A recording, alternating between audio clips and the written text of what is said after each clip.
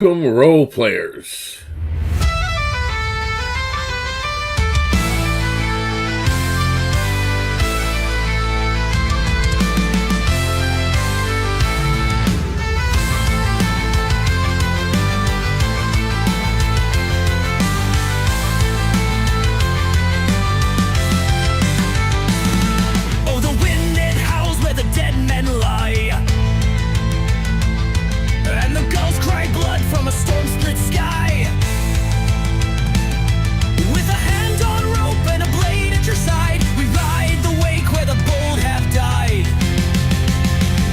Sails, hear the drums.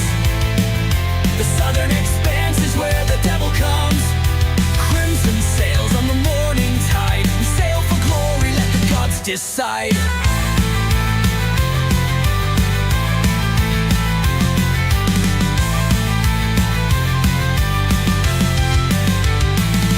There's a whisper deep where the wreckage sleeps,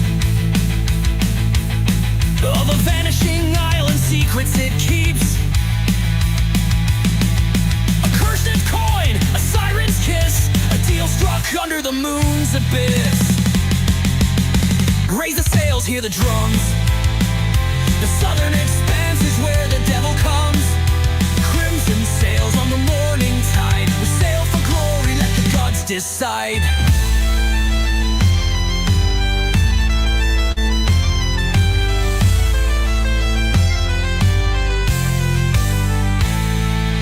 Drink to the drowned and the captain's lost, to the compass spun and the fates we toss. For freedom's bought with blood and flame, and every ship sails toward its name. Raise the sails, hear the drums. The Southern Expanse is where the devil comes. Crimson sails on the morning tide. We sail for glory, let the gods decide.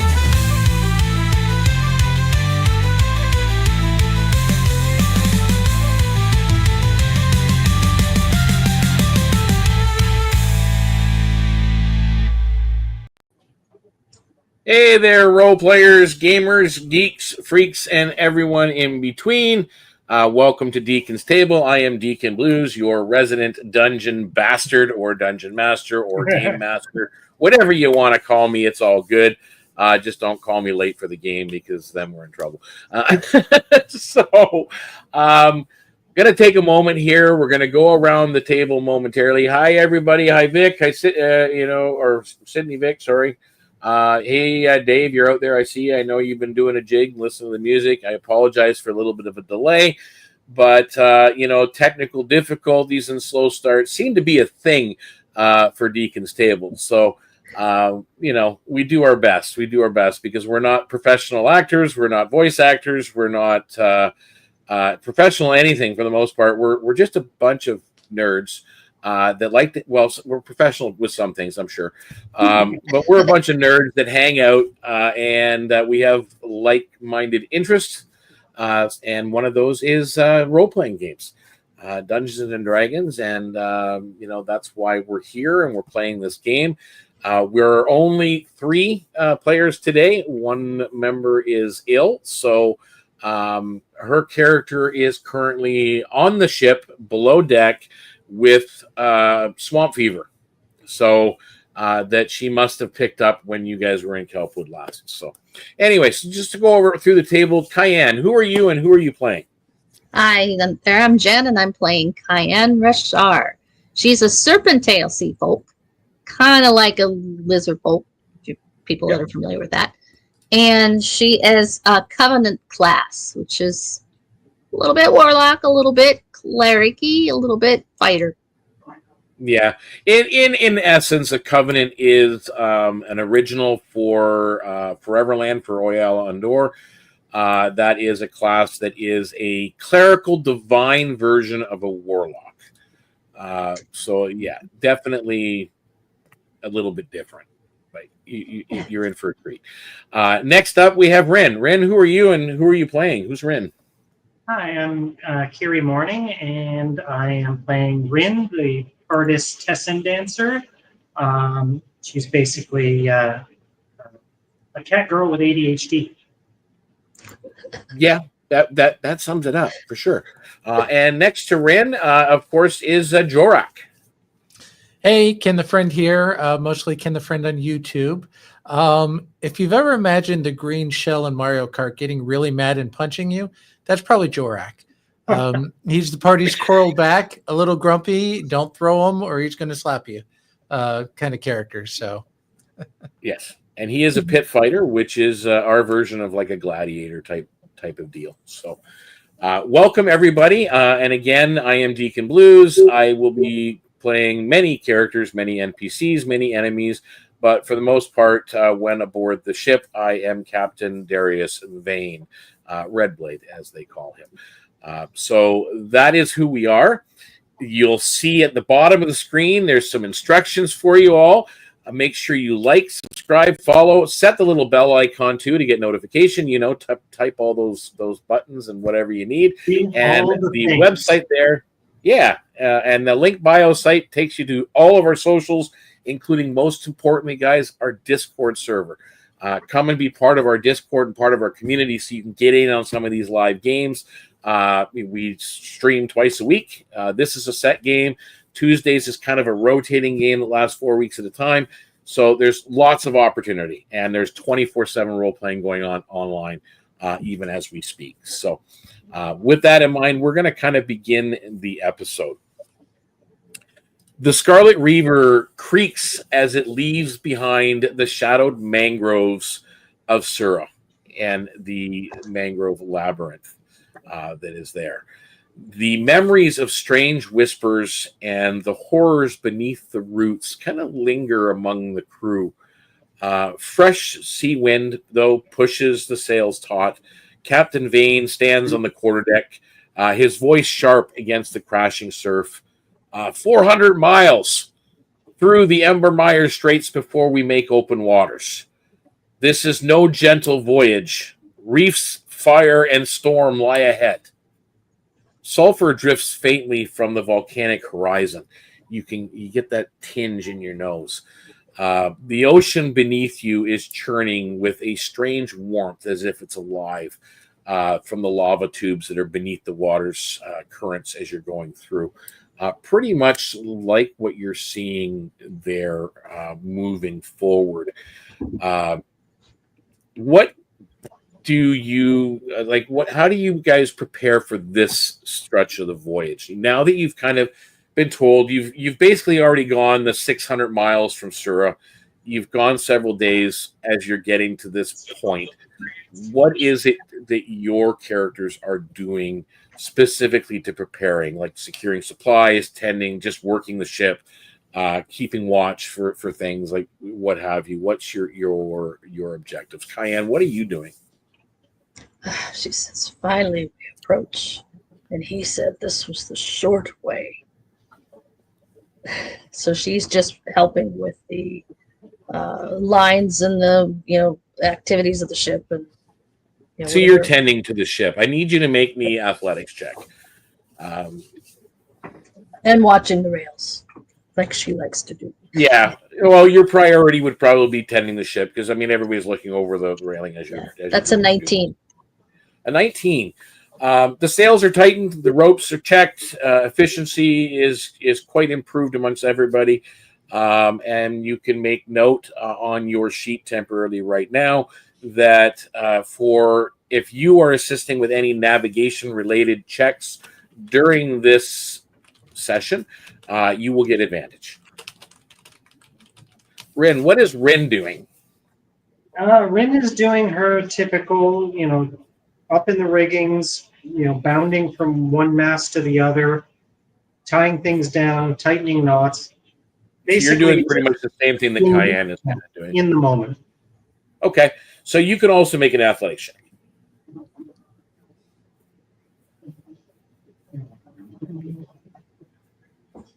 Do I have 15.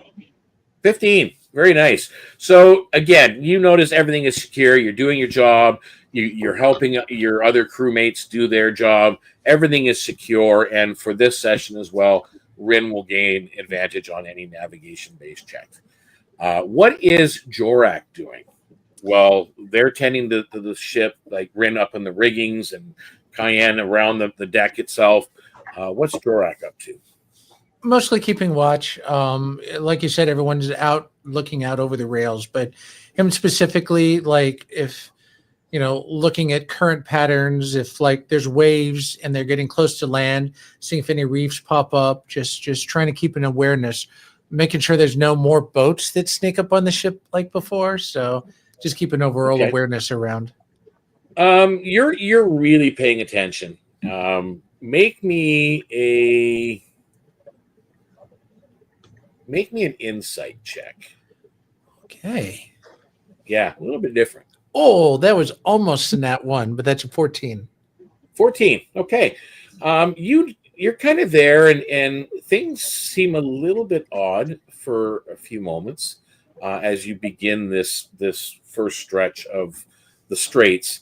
You notice this strange-looking seabird circling above. You've never seen before, and it's it cries out as it's circling the ship.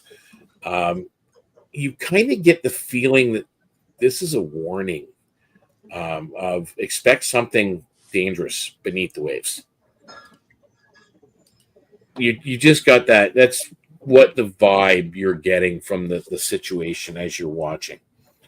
And as preparations are finishing and you guys are making that course correction, Captain Vane raises his spyglass to the volcanic silhouettes.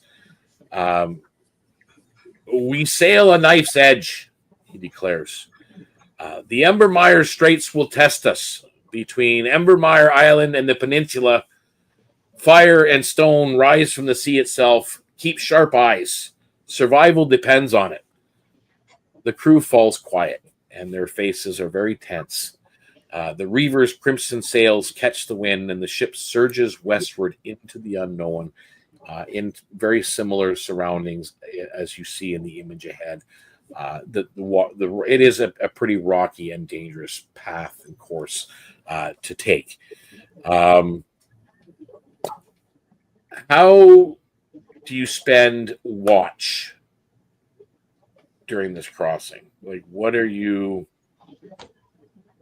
Are you helping the crew with the watches? Are you just you yourself? And now that the ship is all set, all the riggings and everything's done, are you scouting ahead? Are you just kind of hanging together? What is your kind of plan at this point? Real quick, spending those days. When Jorak was watching, you said there's something a little off. In which was that more in the front of the ship, in the back of the ship, just in general around? You were kind of midship, looking at looking over the rail and looking at the sea, and then looking at this volcanic island in the far distance, and then you see these rock formations jutting out of the water, and there's a single seabird that's crying, circling the ship, and it's just like an odd-looking seabird that you've never seen, and you just get that feeling of foreboding as you're kind of taking this scene in, and that's kind of what it was. It's just like a warning, an omen of sorts. He'll probably get like the first. He doesn't want to bother the captain directly, but he'll probably get the first mate to pay attention and point up to the bird, while also seeing if it's not set up, getting the front harpoon gun ready, and sticking close to it just in case. Okay. Garrick kind of nods, looking up at the bird, and noted, and then he goes about his business. So you have informed a senior officer, and you've now gone to man the guns, or the guns, harpoon gun, I guess you call it, ahead. So you're doing that. What about Rin? How's your watch routine going? Is it just amongst the crew watching, or just amongst yourselves? Well, she kind of flits around from crew to our group and whatnot, but because of the recent attacks, she keeps checking over the side. Okay. She doesn't want to be caught unaware again. Okay. All right. So that's what you're doing. And Cayenne, what about you? I would it'd be helping if there was still need of it. Otherwise, just watching from the rails as they make their passage through. So you're basically just keeping active watch. Yep. So you've got you keeping active watch. You got Jorak kind of watching, but also manning the harpoon gun, and then Rin's kind of flitting between back and forth, watching over the railings as well, but just kind of probably conveying between the two of Cayenne and Jorak at the other end of the ship, just keeping everybody's up to date on what's going on. The Embermire Straits stretch out before you, and it's a restless sea veined with black reefs and crowned with steaming volcanic islands. The first leg of the journey begins 400 miles of fire and wave. The horizon seems to close in as the Reaver sails forward, crimson sails cutting across the boiling expanse of sea. The sea shifts under the Scarlet Reaver as the Embermire Peninsula. Oops, where is that image? As the Embermire Peninsula cliffs rise in the distance, sharp and jagged like a wall of black stone, waves surge against the rocks, their white spray rising high into the air. The winds howl through narrow channels, and already you can hear the booming roar of hidden shoals just beneath channels and shoals just beneath the surface. Overhead, more seabirds have now gathered, scattering from their nests that are amongst the rocks, and their cries are lost against the stormy winds and the rush of the waves of the ocean. What do you do in this moment?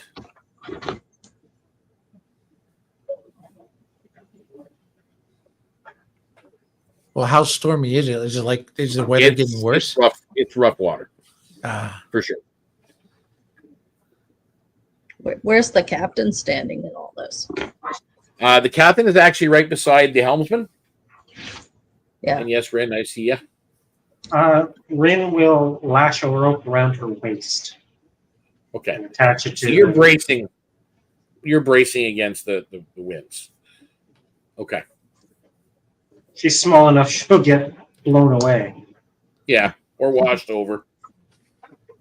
Diane would probably make her way to near the helm to await orders. Okay. So you're going to be helping, most likely charting a course and moving forward. What about Jorak? What's Jorak doing in this moment? He's almost like Drax. You almost look like he's smiling with the storm coming in, the ship just going crazy, the rocks. He looks like he's having a blast. He doesn't have a lot of worry. He's still keeping an eye out for any potential enemies, but right now he's just enjoying the ride. Complete faith in the captain and the ship. Okay. So as the ship goes, first of all, I'm going to need athletics checks from everybody as the ship rocks side to side, waves crest over top of the railing. I'm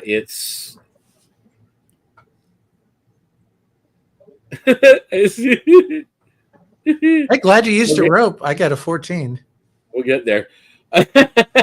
So 14 is a success, which is good. I'm assuming Rin is a failure. 5. Okay, that's fine. Cayenne? 23. 23. So 2 successes and 1 failure. So out of that, Jorak, you're fine. Cayenne, you're more than fine. You just kind of lean with everything that's going on. Rin, you're at one point you thought you were steady on your feet and you secured the rope, and at one point you just kind of took your eye off the prize for a moment, and a wave comes and catches you from behind and carries you to the end of the rope. Good thing you had tied it, otherwise it looked like you would be heading over the rail. So you are safe because you did. Glad I did that. You did tie the rope. You guys move further through the straits and through the channel. And again, the winds are rising and the waves are rising. There is a sail that gets tangled, and the captain has ordered people to go and untangle, free the sail, and get it set straight. I need everybody to make me an acrobatics check. Thank you.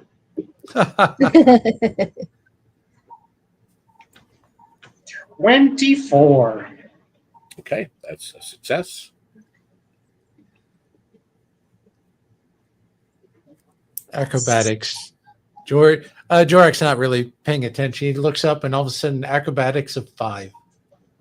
Okay. This is 16 for Kyan.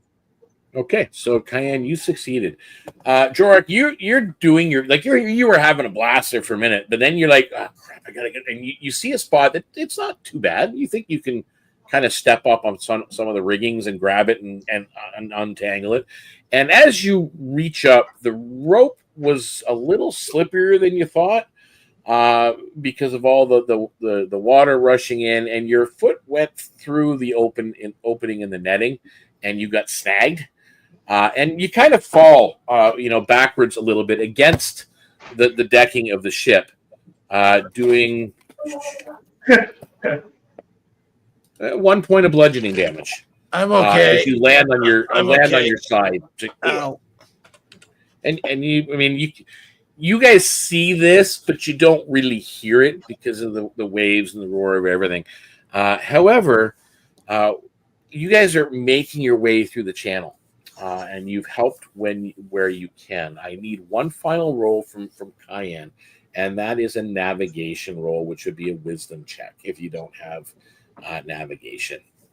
Okay, that would be a wisdom, using my wisdom saving throw Nope, modifier. modifier.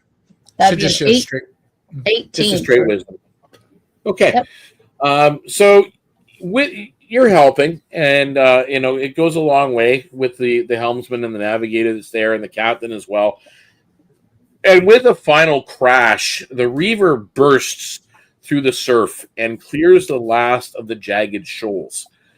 The cliffs of Embermire Peninsula fall behind you, their shadows retreating into the mist of the spray of the ocean waves. The deck is littered with sea spray. There's actually a couple of fish flopping around on the deck that didn't end up going back into the sea. There is broken rigging. There are very tired sailors right now because, again, 400 miles. It's been days. Let's put it that way. You've actually been going through this strait, for 400 miles. So again, that's days that you've been traveling and doing this. So everybody's tired for certain. There is, as I said, there's some minor rigging loss and damage. The crew seems fairly. I mean, they're tired, but a little bit emboldened. You guys will take note that on any group check, that because you work together, you until I mention otherwise, you will get advantage on your group rolls as you move forward. So, salt still burns on your lips as the Scarlet Reaver sails west into deeper seas. The Embermire cliffs vanish in the distance, but new dangers await as you press further into the Straits.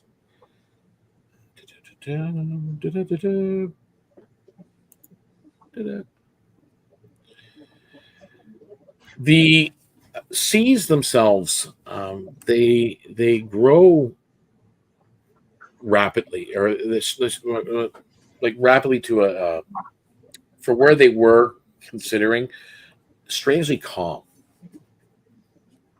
Quiet, flat waters.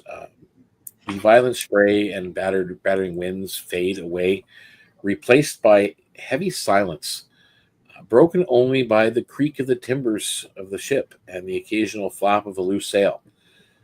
The water here is unnaturally smooth, for. Yep, Ren, you want to add something? I was just about to ask whether it seems natural or not.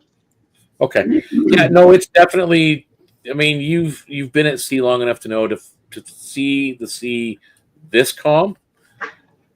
It's not normal for sure. It's as though some vast hand has literally stilled the water. It's the Leviathan.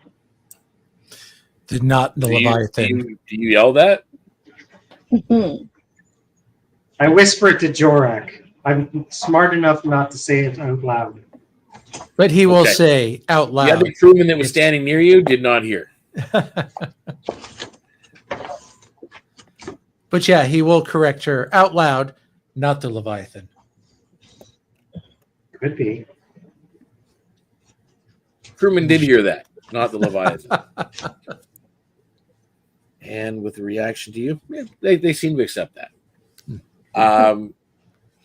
Faint lights flicker deep below the surface as you look down over the railings. They're like lanterns drifting on the seafloor. Every so often, a whisper seems to ride the mist surrounding you. So faint, you can't tell if it's your imagination or a voice carried on the tide. It's one of those, you're just like, did I really hear that? You're not 100% certain. In this moment, what is Jorak doing?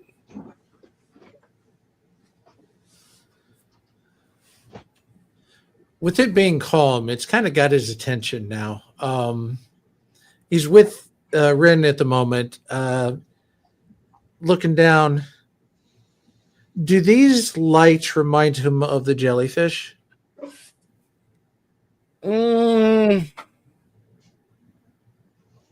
Not particularly. Okay, he's going to monitor their behaviors to see if he can discern what they are and if they're to be left alone or just part of the sea or Okay. All right. food. Make me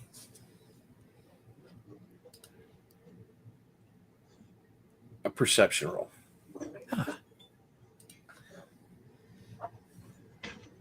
I'm okay And with food rolls. this is, by the way, this is a group, so you get advantage. This is a group challenge. Well, it was a 16 for the first roll anyway. Okay. So with perception, you're kind of watching and you're hearing these whispers still, but you notice something about the whispers. They're not coming from like the same place. They're directionless. And they seem, it's definitely not your imagination. This seems magical at this point. And Jorak's kind of going, gets that hair on the back of his neck type of feeling. It's magic. And it's seems to be preventing the crew from something. It's making everybody on board the ship behave a certain way. Not 100% positive what it is yet. Rin, what is it that you're doing in this moment? This is not naturally calm. And you're noticing the lights. Yeah, because Rin's been on the ship for longer than everybody else, and she's picked up some of the seafarers. What's the word I'm looking for? Superstitions. Yep. She kind of looks around. She looks at whether or not they're like drowned souls in the water. But when she notices the crew having difficulty, what you noticed, because again, Jorak really pinpointed the fact that they were being somehow compelled somehow. What you're sensing is not necessarily that they're compelled to do something, but you're noticing everybody seems to be at a loss at this moment.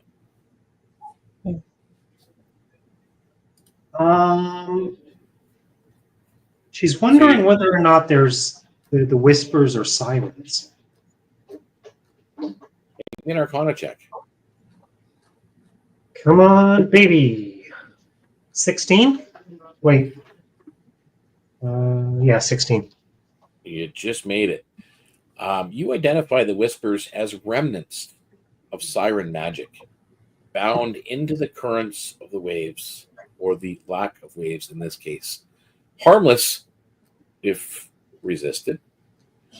And for you, you can now take inspiration, please. Nice.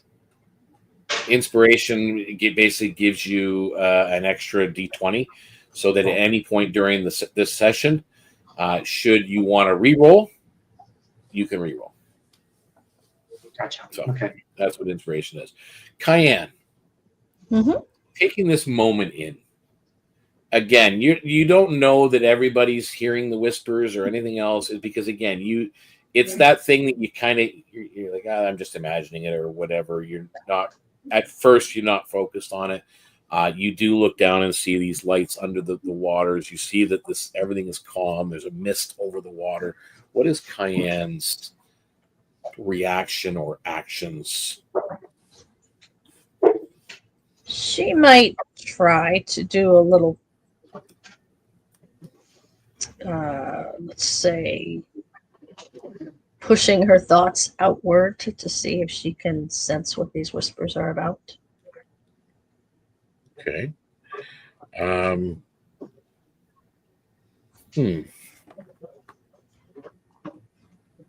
You will need to make me a persuasion roll. That's a 19. So that's We'll start with that. So 22 total. You managed for this moment to kind of drown out the whispers to push deeper. That there is something buried in the whispers. There is song. There is story. There is commands. You pick that up from this essence. But I also need a strength check. Okay. And I'll explain that in a moment. That is a 8. She's strong, but I guess she was off.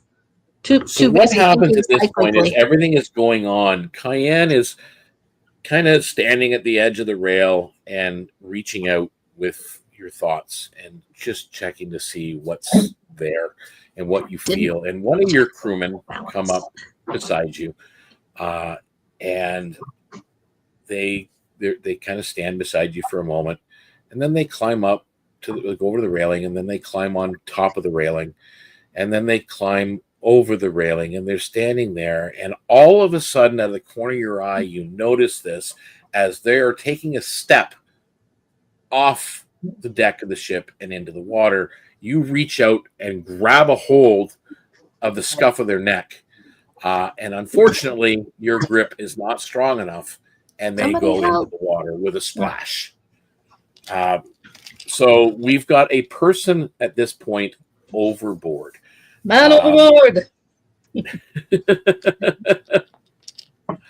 I'm just checking for something because I don't know where it went. There is a stat block I'm missing, and it's really bothering me. So I will have to quickly look this up. So just give me one moment. Because as they're splashing now going around, you guys can talk amongst yourself at this point. The crew seems to be, for the most part, keeping towards the center of the deck. You've had that one instance while you were standing there that the one guy went up, came over as you were reaching out, and he just decided he was going to jump off the deck.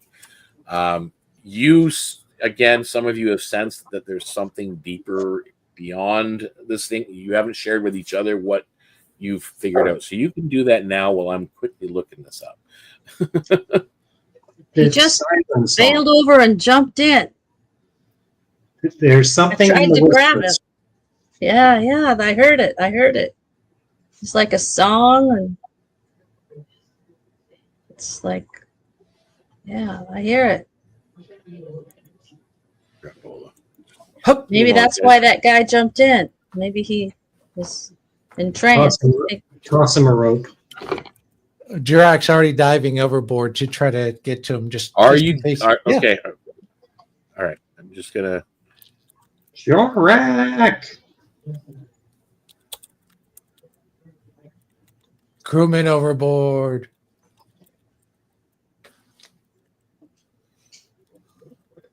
And you guys are. Sorry, is everybody third level, and second level, right? I'm like Boy, just a hair below. Jorak second still. Third. Third, and Rin is second. And Daksha's third, I think. Okay. Yeah, doctor's down second. That's just down puking out her guts. All right. I just had to pull up the stat block for what we're looking at here.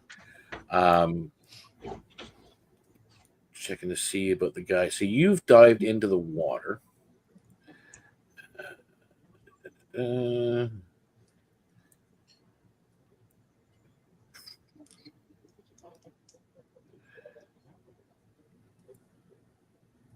I hope it's cool and refreshing. I'm going to let you, because you've dived in, Jorak, I'm going to let you roll me a strength saving throw, please. And it's not for you at the moment. That's a 10.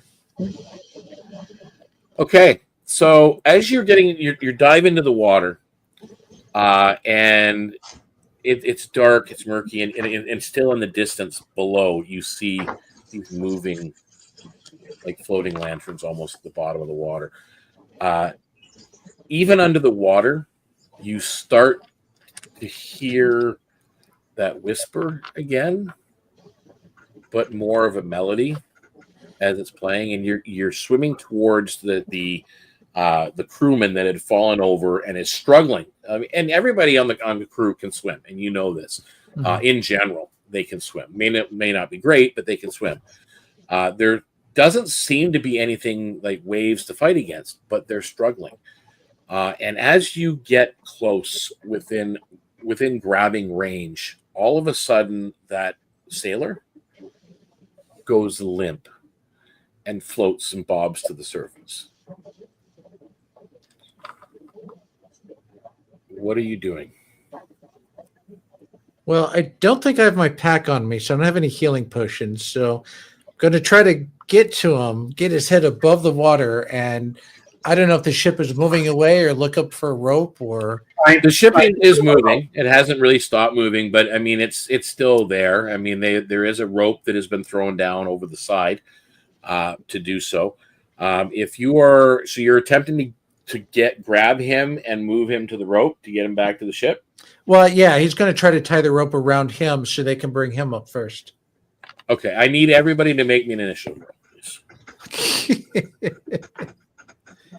This is fine. Everything will be okay. I keep forgetting to ignore the 6. comments. It's an age thing. Sorry.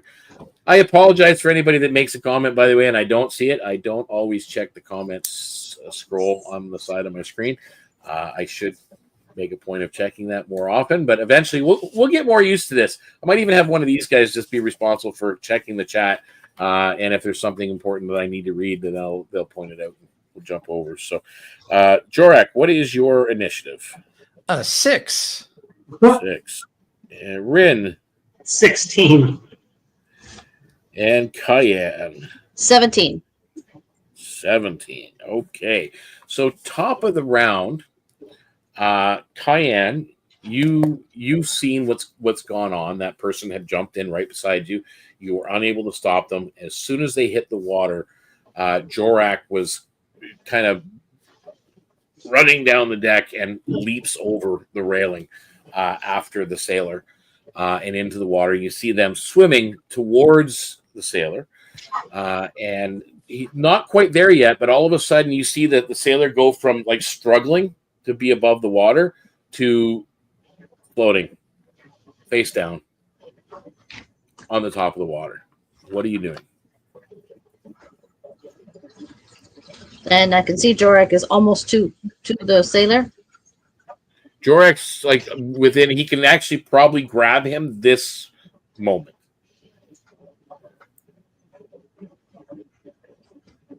I guess she's just watching at this point. Okay.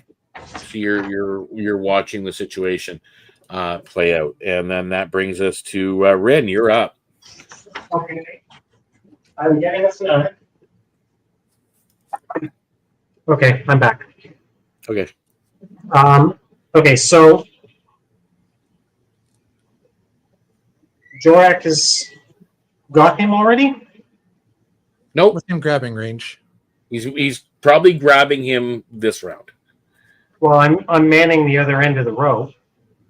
So you're just holding the rope, getting ready to pull him up. Okay. That takes us to me. Uh-oh.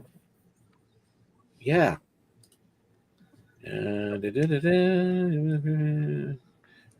You feel, Jorak, as you're there, and you're about to grab him, there's waves in the water around you, but you're looking and you're swimming, and there isn't any.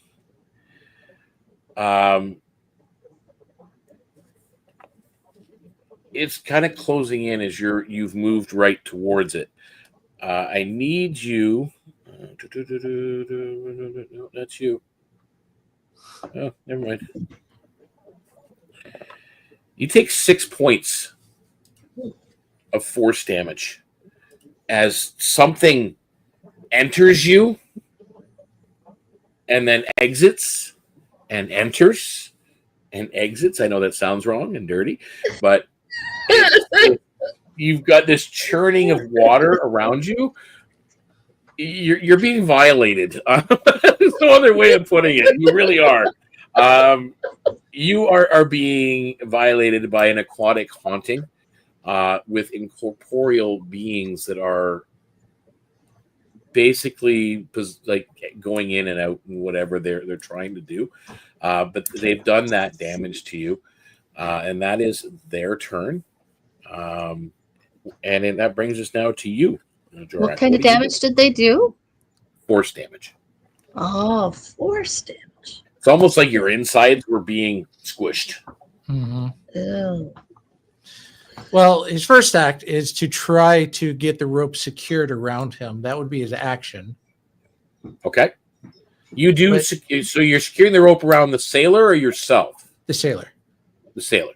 So you do secure the rope around the sailor with your action. You now have a movement or a bonus action. Well, he'll just call up and it's like, get this guy up. There's water ghosts down here. And that ends his turn. So Kaya would reach over and Rin help was waiting. Rin to pull the rope up. So you're going to jump in and jump over and help Rin pull the rope up. Okay, I was just going to. No, I'm not jumping in. No, I meant jump over. Jump into jump help. to the side of Rin and help pull up the sailor. So therefore, Rin, you do not have to roll because now you have assistance. The two of you do manage to pull the sailor out of the water because you had held actions and that's what you were doing. Top of the round, Cayenne, what are you doing now? Now that the sailor is up and on deck. Throw the rope back down to Jorak and yell at him to get up here. So you're just yelling down to Jorak to get up here out of the water? Yeah, I threw the rope down to him. So that you've tossed the rope back down. Rin, what are you doing as the sailor's lying here on the deck? Rin's Jorak's in the water still. Seems to be a little bit struggling. I'm going to check the sailor for signs of life. Make me a medicine check. Oh, jeez. Do I even have that? Probably not. Oh, I do. Still try it. 9. Okay. Mean. Seems like he's dead. You don't see any signs of life. It's dead. He's dead. Yeah, damn it. I'm a cat woman, not a doctor.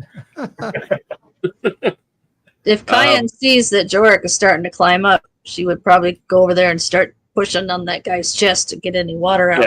Well, we're not there yet. Okay. We're not there yet. That was Ren, and now it's on to me again. Sorry. I need you, Jorak, as you're in the water. You now, again, this movement all around you, and now the whispers and the voices and the song start to fill your head. Make me a wisdom saving throw, please. Saving throw. Get out of my mind. I'm changing my dice. That's a 7.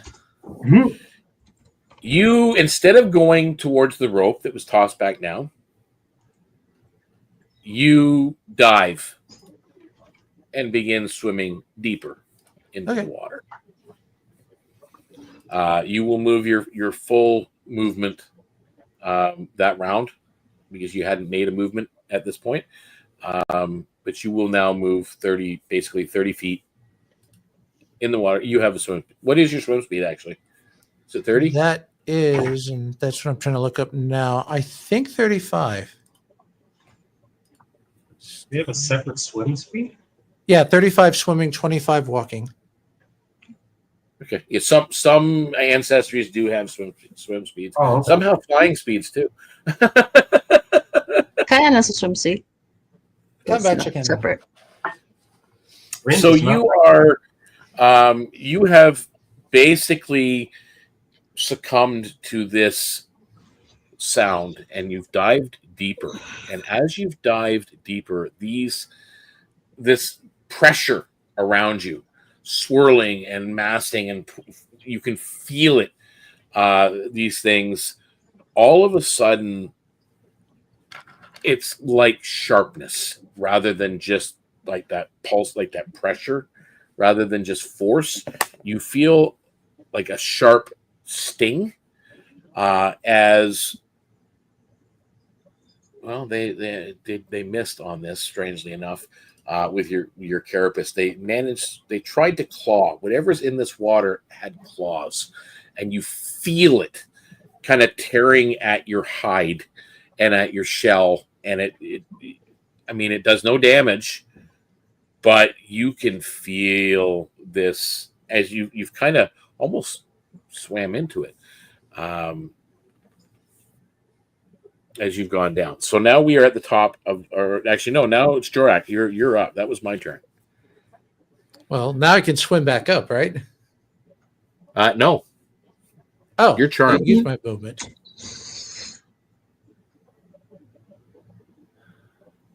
Well, Nothing saying you can't attack what's around you, because I was going to wasn't say part he of was the going to chart. lash out in the water. I don't think any weapons on him.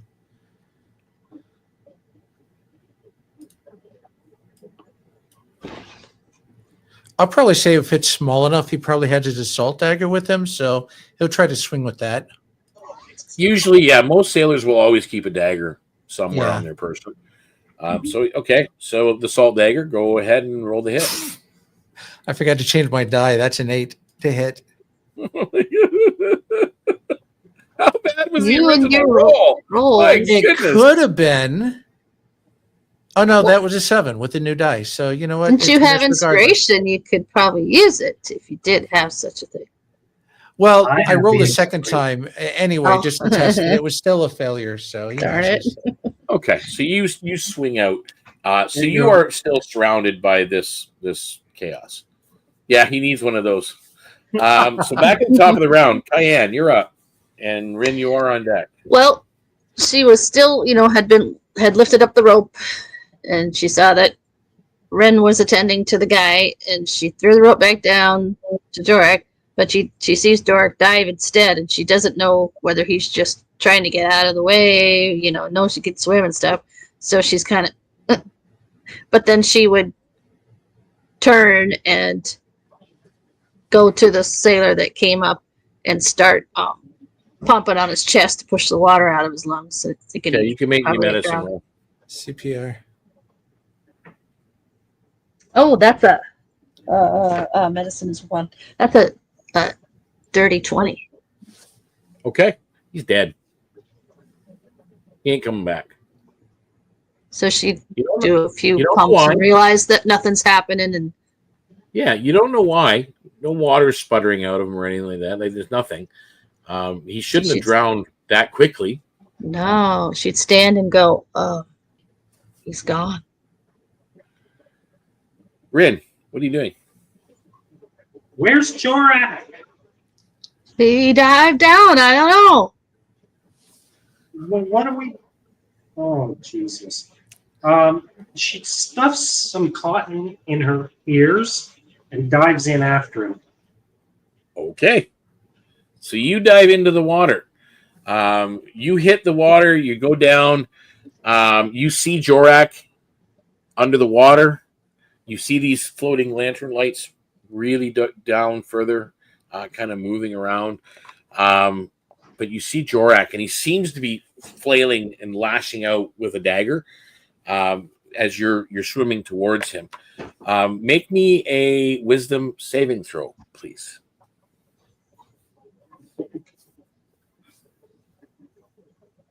Mm-hmm.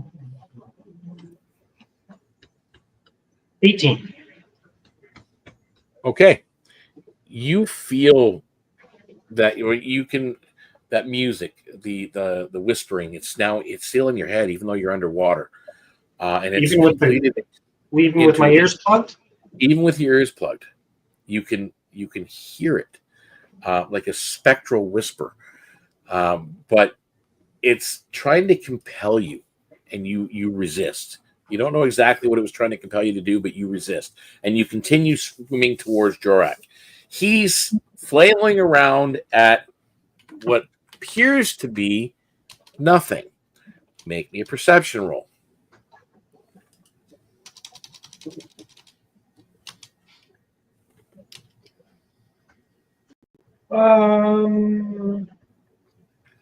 Okay.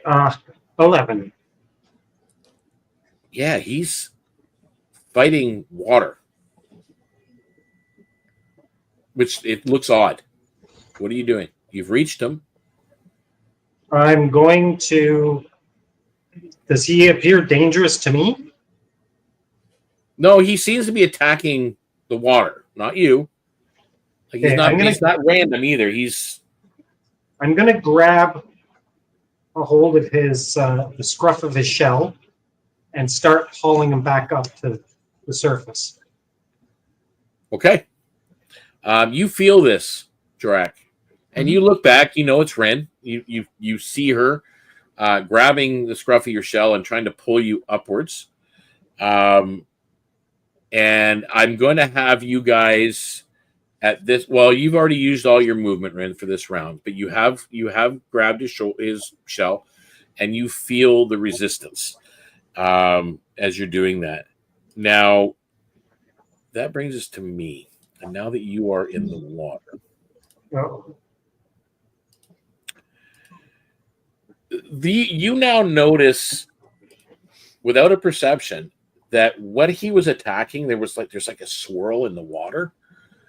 Yet you don't see anything, but the water is churning. It's now coming and surrounding you. You need to make me a strength saving throw, as this thing engulfs you. So I have to get over my strength or under my strength? It's your strength saving throw, which is your strength plus your proficiency. I rolled a 13, and I have 0 proficiency. Yeah. And a strength of 10. You are not restrained. It felt like the currents were trying to hold you in place or maybe drag you down. One thing, however, you've just noticed, like you're obviously you're holding your breath, but it now seems like you couldn't breathe if you wanted to. That's the feeling. Like you get that closing off of the lungs, and it just seems like something's not right with the situation that you're going through. Jorak, you're up. The swirling that was around you, that pressure you felt, is gone. But now looking towards Rin, you don't want to go with her, by the way. You have no intent to go up. That's part of being on the charm. So you can make me another wisdom saving throw first. Good, because I don't. He would not want to abandon her. Is that even the right die? That's a 5. Okay, give me another set. Let me try another set. Not for this roll. That's a 5. Yeah, I'm gonna go with the unicorn. Yeah, you're not. You have no intention to go back up with Ren whatsoever. However, you still have an action. You can now see that churning surrounding Ren. Get it. So what are you doing?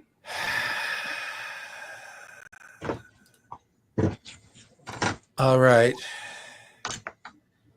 I don't really want to go up anyway. That's fine. But I do see Ren being attacked. Yep. He is not a fan of this. So he's going to look up. He can kind of see the swirly thing now, right? Yep. You don't see what it is, but you just see the churning of the water. Okay. So bonus action, he cracks his neck and activates adrenaline rush. Awesome. So he's got temporary hit points, advantage on strength. And that's a neat trick. All right. He swims up to the thing and he lashes out with his dagger. Okay. Roll the hit. Let me make sure the dice is changed. All right. I'm lashing out with the dagger. That is an 18 to hit. Yep. And that is 5 piercing and 1 cold. So 6 points of damage. Oh, no cold. So 5 points of damage. Okay. It's immune to cold. That's fair. Yeah. All right. Now, action surge. He's going to attack with the dagger again. Yep. 13 to hit. Hits. And that is going to be an additional 5 piercing. And then 2 weapon fighting. He's going to take his other light weapon, the Tessin Masterwork fan, and attack with that. So you bring it out, and because you can improvise with things, you can use this weapon. It's not really meant for underwater fighting. Fair. Per se, but you do manage to get it off and roll the hit. I'll do this another. Did you just say a Tessin fan? Yeah, you just the first time you actually noticed this, Ren. Even though you're kind of panicking, you see a fan you've never seen before, and Jorak is wielding it. That's a dirty 20. That hits, and that does 10 slashing. And that was with the fan. Yeah. Okay, so it takes 5. See, the salt dagger is counted as a magical weapon when it comes to these things, but you said it was an improvised weapon. So for Jorak, improvised weapons count as magical weapons. Oh, that's right. You have that. Okay, so it does work. She takes full 10. Nice. All right. Nice. And he would yell at it to let her go, but he's kind of underwater. So he's just going to kind of glare at it. You see bubbles coming up. That's what you see at the top, Cayenne. You see some bubbles. That's all I see? Oh, no. And finally, he ends his turn. Top of the round. Cayenne, what are you doing? Well, she runs back to the rail. And she looks back at everybody. She looks down in the water, trying to see if she can see what's going on in there. You see movement under the water. She's gonna hesitate. She's not sure whether jumping in would really help or make things worse. Or she might do better from here, so she's gonna She's hesitating and waiting. watch Rin. it. Ready to jump in if she feels she needs to. Because Rin specializes in the test end, she would probably know how to use it underwater. Well, as I said, you're not going to get. It's not a negative. You're not getting a disadvantage. It's just not really meant for that. Like you can't throw it obviously underwater. Obviously, yeah. You can always use the blades because they're always sharp. Yeah. Okay. Well, she's going to attack with her usual flurry of fans. Nat 20. Second one is a 5 N.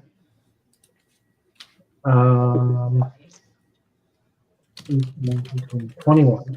So a 20, a 10, and a 21. Nat 20. So 20, a 10 misses. So a hit, miss, and a hit. Okay, and the nat 20.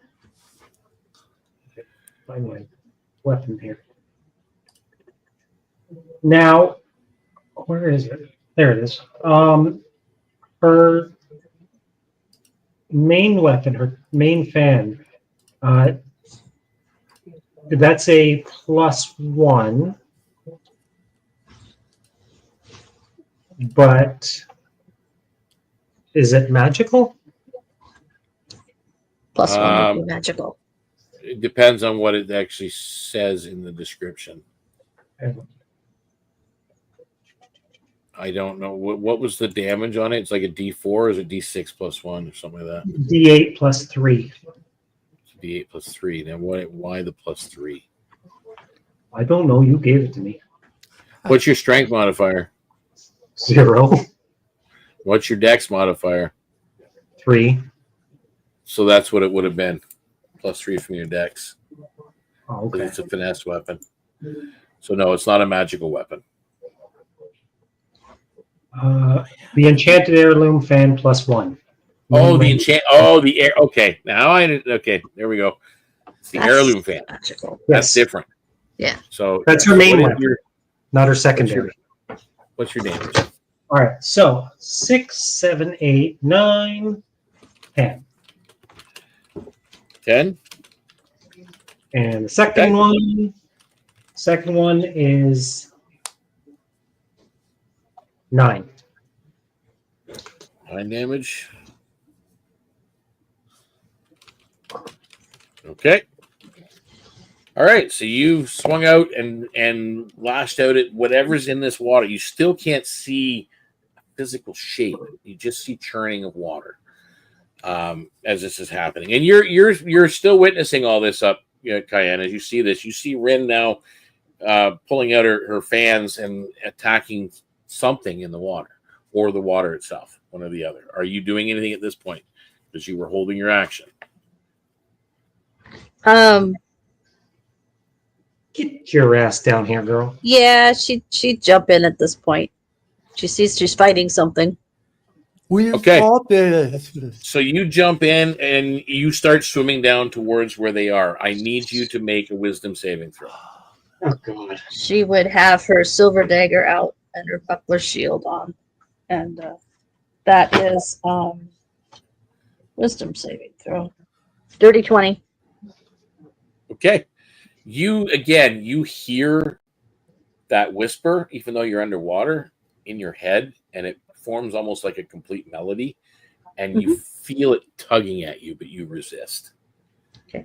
You feel that compulsion, but resist. You manage to get down to where you see Rin and Jorak attacking churning water. You don't know whether it's churning from their hands in there, moving around with their weapons, or what the situation is, but that's what you see. Okay. What is your action? Oh, I thought that was my action. Jump in, swim down. That was your movement. Well, Or move them down. she'd get up there, have her dagger ready to slash if she could see an opponent. All you see is churning water.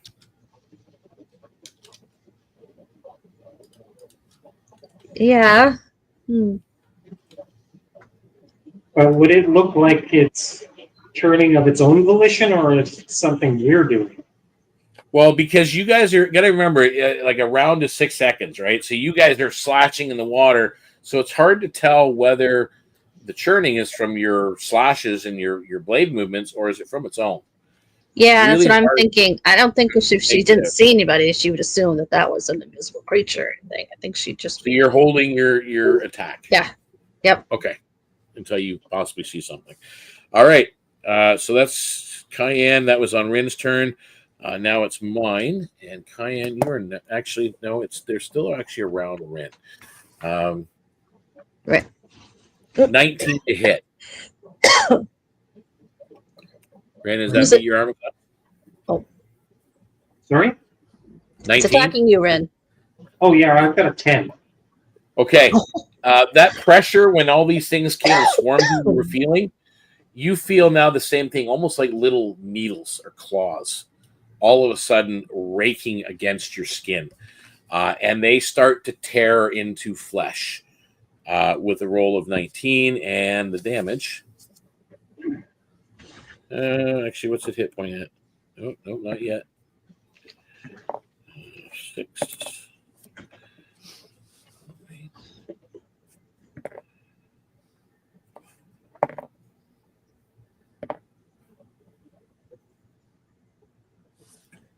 17 points of necrotic damage. Yikes. Yikes, right.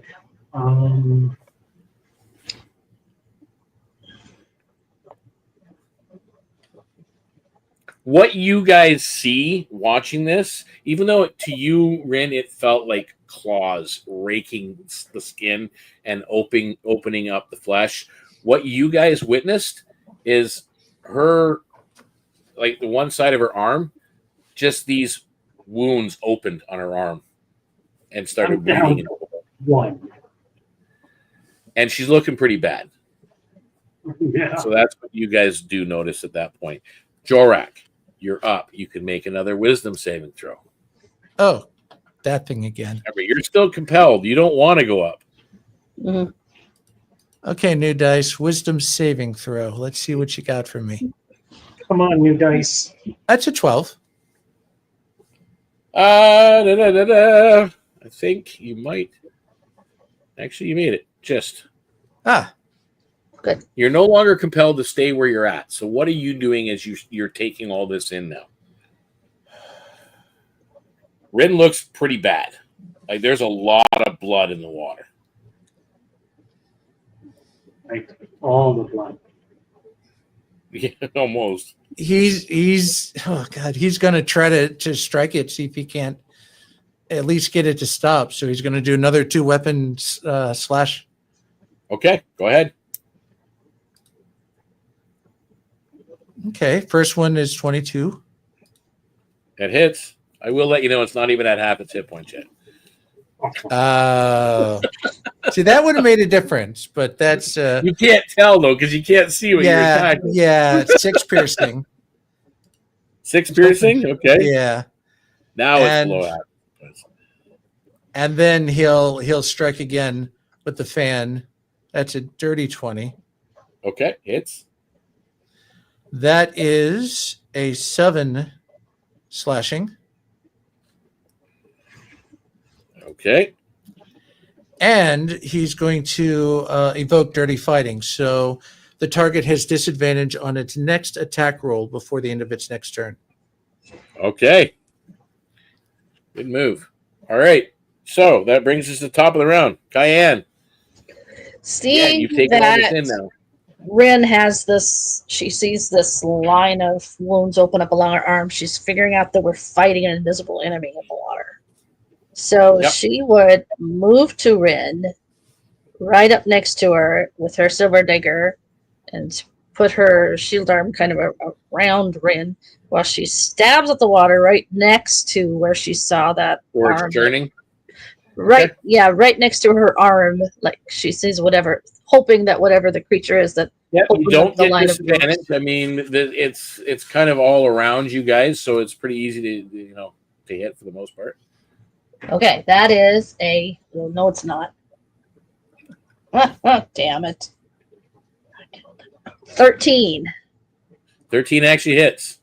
Oh, very Well, good. damage. And this is Okay, not a so- magical weapon; it's just a silver dagger, correct? Correct. Okay.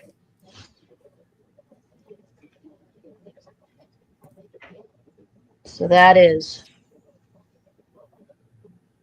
5 points piercing. Okay. 5 points piercing. All right. So you've damaged it, and that is And at the end of your pull turn. Rin back up as she can try to swim up with her. So you're going to try and grab Rin and start moving towards the surface. Okay, so that's what you're doing. You're moving it about half because you're pulling her up with you. Okay. You're moving it about 15-ish. Yep. So you'll get there.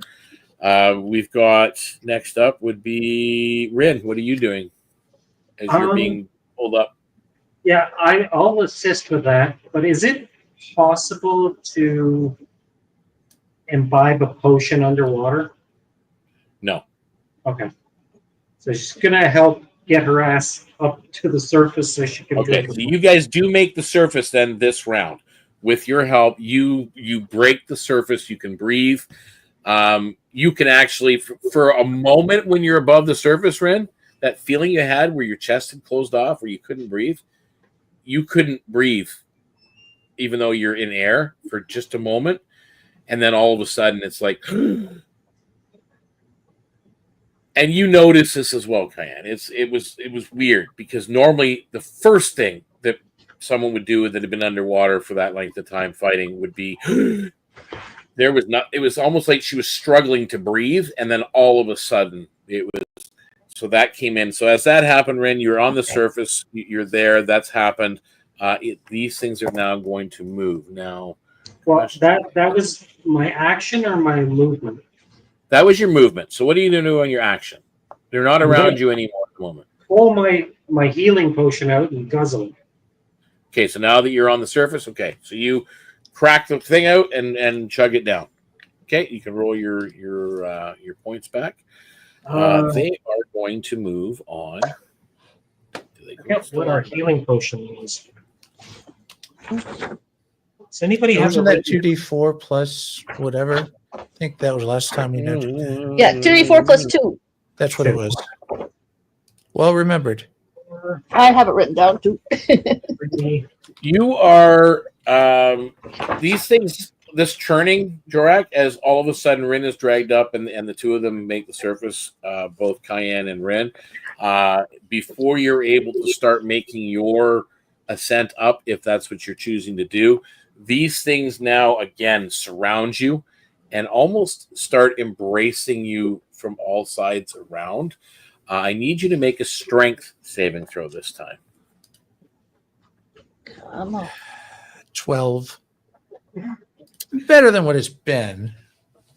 You can't breathe. You guys. Like you can't. I know, like you're aquatic. You can normally breathe underwater, but you can't. You are physically, at this point, incapable of breathing, and you are restrained at the moment. Which it is now your turn. Okay. I am restrained. So you are restrained, so you can make another strength saving throw at the beginning of your turn to try and break free. Yeah, sure. Why not? I'll attempt to break free. But I will say that he can't naturally breathe water, but he can hold his breath for I think 10 minutes. Okay, so you're fine for holding your breath, but you feel that same thing that Rin did. That something it's odd. It's a really strange feeling. Okay, that's a 22 for a strength save. Okay, so you managed to pull free. Are you swimming up to the surface? Yeah, he'll swim up to join the others. Okay. So you do swim up to the surface. You break the surface with the rest of them. Top of the round, Cayenne. What are you doing? Rin's with you. She's urging drinking Rin to get up the rope and get out of the water. Get out of the water. So you Can't got other see what we're crewmen at the fighting. top holding the rope. So you're grabbing the rope to start going up?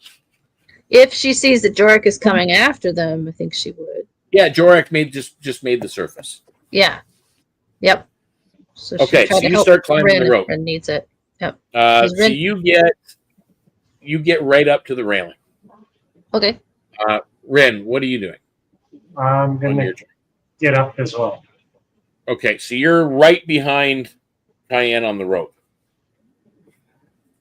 Jorak, you're on the surface. You're going over. You're within grasp of the rope.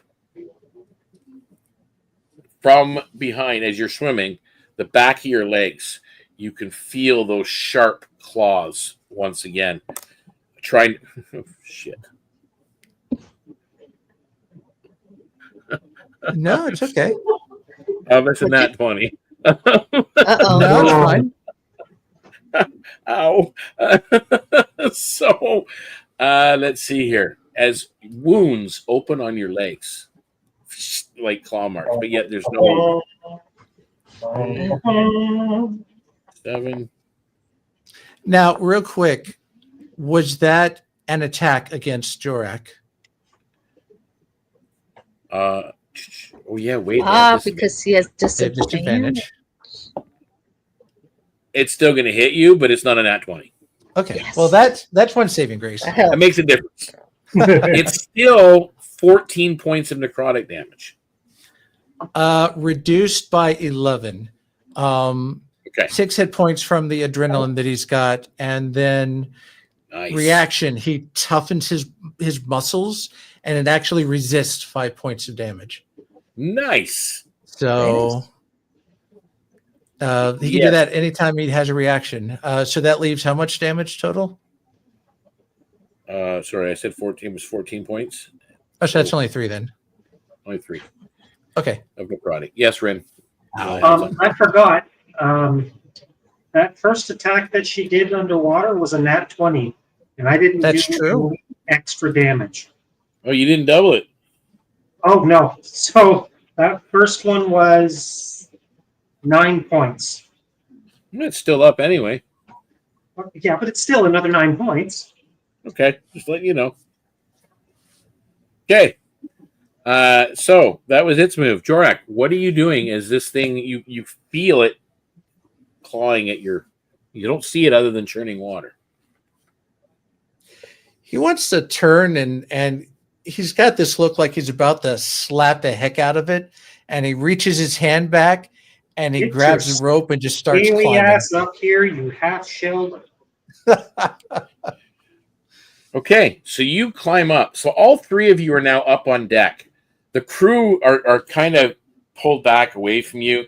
The officers are looking cautiously at what's going on, and you get the nod from Garrick that you're all back on the deck. And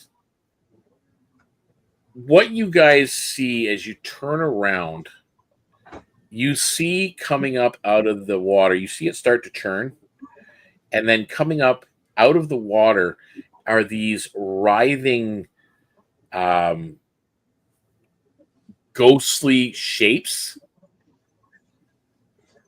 that look, I mean, if you look closely at them, they've got like a fairy's beauty amongst them, but they're ghostly and they're writhing around. And there's well, at this point, dozens of them around, and they're just in this formation as they're flying now out of the water towards the deck of the ship.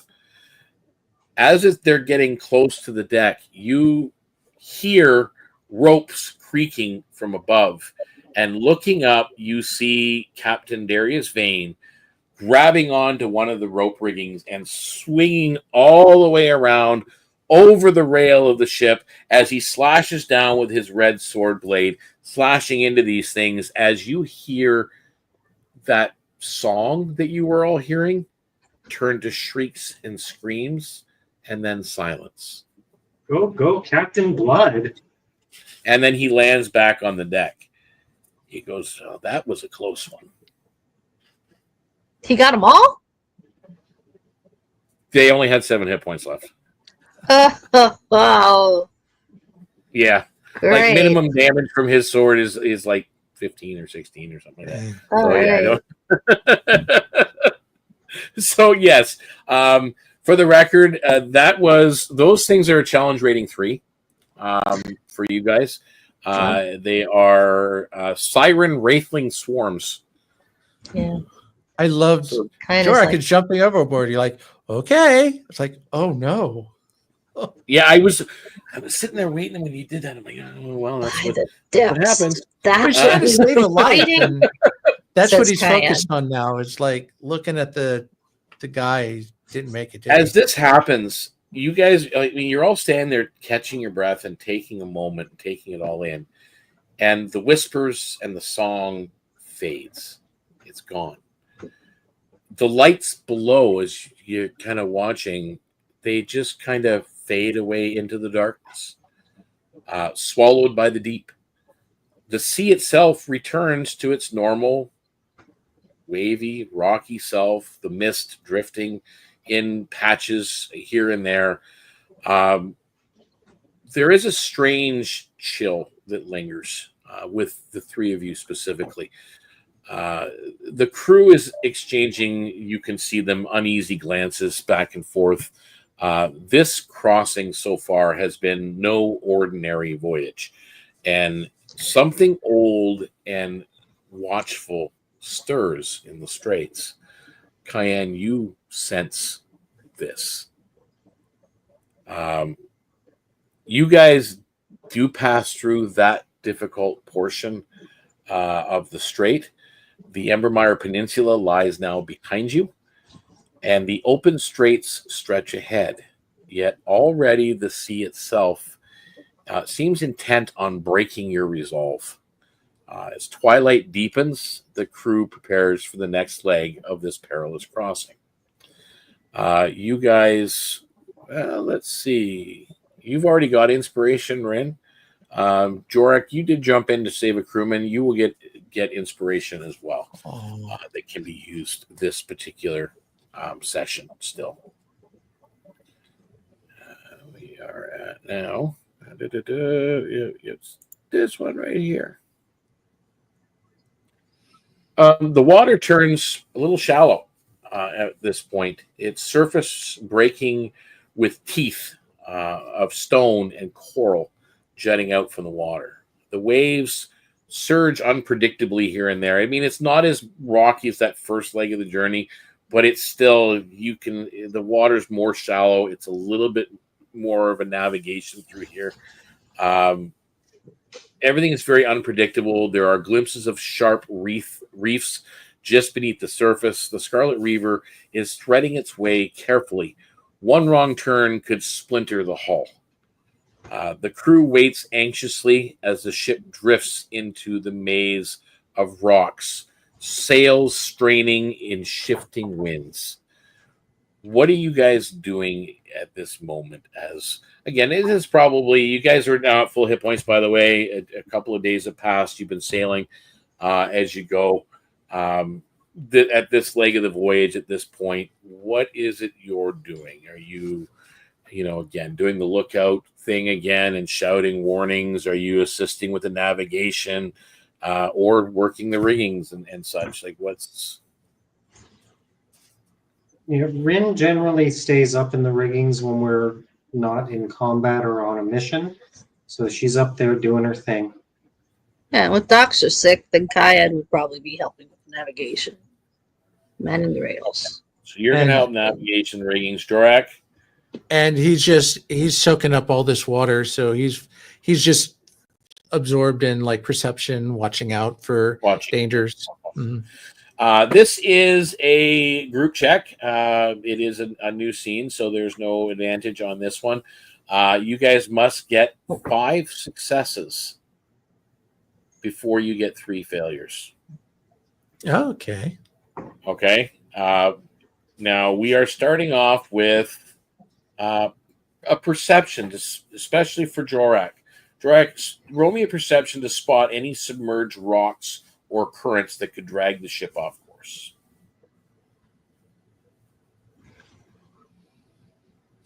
That's a 6.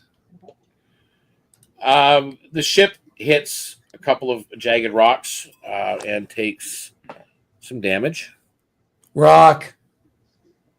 Yeah. A little too late. It's like I'm trying. He's going rock crash. I was like, crap. There it goes. I need a dexterity roll from Rin up in the riggings. All righty. Find, cut away tangled ropes and shifting sails quickly to react with the currents. 20, 21, 22. Very good. 22. You succeed in cutting those ropes quickly. The ship is able to quickly correct its course. Cayenne, you can try and rally the crew. You can do what they are doing as well, trying to spot rocks and whatnot, or work in the riggings. You can try like hauling ropes and poles and moving things around, using labor, moving it around the deck, or you can really work with your investigation in nature, trying to really help the navigation course chart a better course. So what is your choice of ways of contributing at this point? Probably rally the crew. You're going to work to rally the crew. So persuasion or intimidation? Your choice. Intimidation. Okay.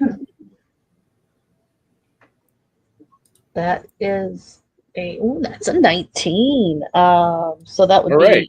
wait, that's a +5 for intimidation. So you're keeping the crew in line. Like your barking orders better than your barking orders better than Garrick does at times. And the crew is kind of following suit and doing as they're told. So Jorak, what's your next course of action? Do you continue to try and do what you're doing? Do you switch it up and work with navigation? Do you you're not into acrobatics, we know that, but what about hauling some of the stuff around the deck that needs to be moved, that seems to be getting in the way, or barrels sliding that's getting underfoot? Yeah, I'll say he'll get his eyes off the sea after some pretty bad bumps, and we'll just, all right, let me help secure Focus things on around something else. so people don't get Make me an trapped. athletics check. Athletics. Oh, it's a dirty 20. Okay, so you haul ropes and poles and lines, and you physically force. You're reefing on one of the sails, and you're forcing it to change its course of action. As you're moving. So, with that, we're back to Rin. Rin, are you continuing to work in the riggings? Yep, that's her specialty up there. Okay, acrobatics. 30, 20. Okay, so once again, you quickly untie and tie things that are supposed to be keeping the ship on course so navigation doesn't have a problem. And next up, Cayenne, what is your action? Are you continuing with the crew, or are you switching up to something else? You're going to continue with the crew? Still intimidation? Yep. Roll it again. Roll away. I just noticed the derpy tiger behind you. Oh no! Now you get the derpy tiger. I've been seeing that. Sometimes they just come out of the blur. I don't get it. So that's looking like she's got a little tiger behind her. That's a 15. 15. So yeah, you keep the crew focused and go, and that is your 5 successes. As you continue, the ship does grind against the reef a little. Shadows dart in the turquoise water below as you see it.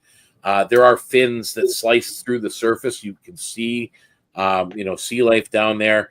And then there's a massive scaled form that surges up from below.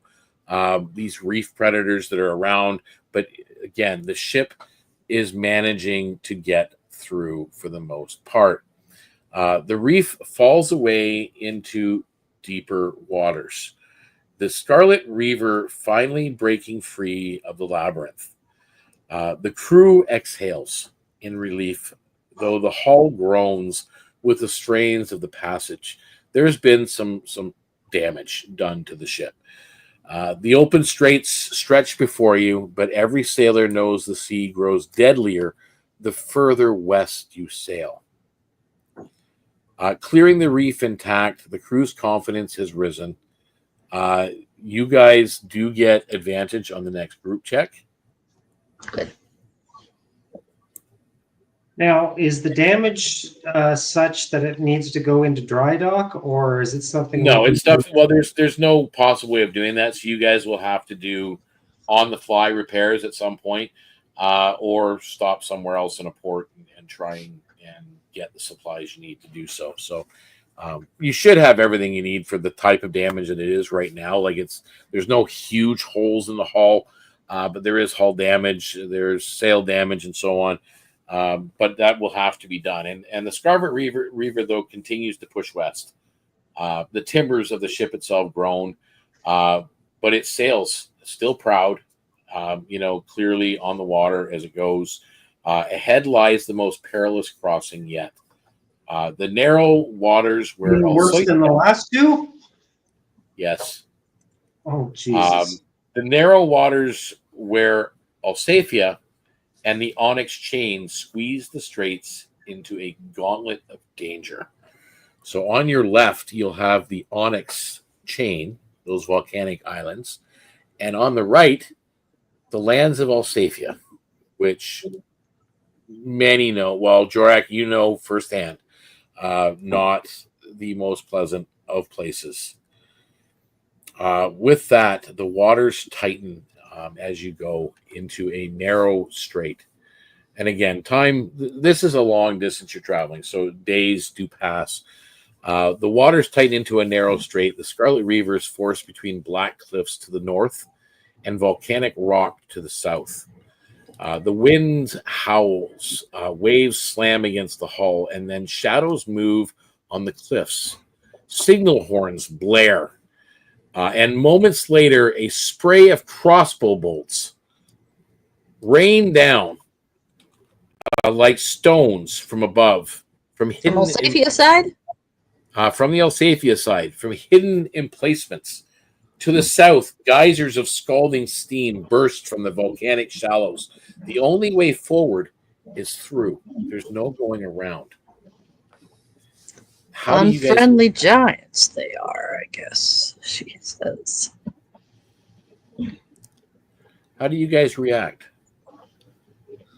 Are you more focused on the attackers from the Alsaphia side or on the volcanic eruptions from the Onyx chain side? Well, what Pick seems to be the most hazardous to us at this moment? They both look equally dangerous in your eyes. Well, I mean, are the arrows hitting the ship, or are they missing us? Oh no, some of them are hitting the ship, thunking into the deck, into the side of the hull, into the mast. So they're hitting. So far, no crewmen have been hit. Okay, I'm gonna go to that side with a big pole arm of some sort and stand there to basically fight, deflect any arrows coming in. Okay, so you're focusing more on the Alsaphia side. What about Ren? Yep. And on the volcanic side, does it look like we can get a little bit closer to that, away from the arrows? There's a good, you're looking at what these geysers are doing to the sea, and make a nature check, actually. Nature did it. 17? These geysers erupting are causing enough disturbance in the waves that it could capsize the ship.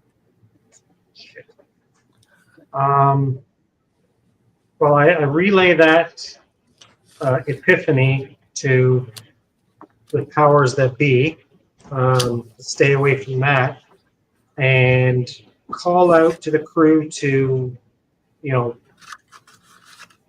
basically erect some sort of shielding from the arrows, because that's going to be less dangerous than the volcanoes capsizing us. Okay.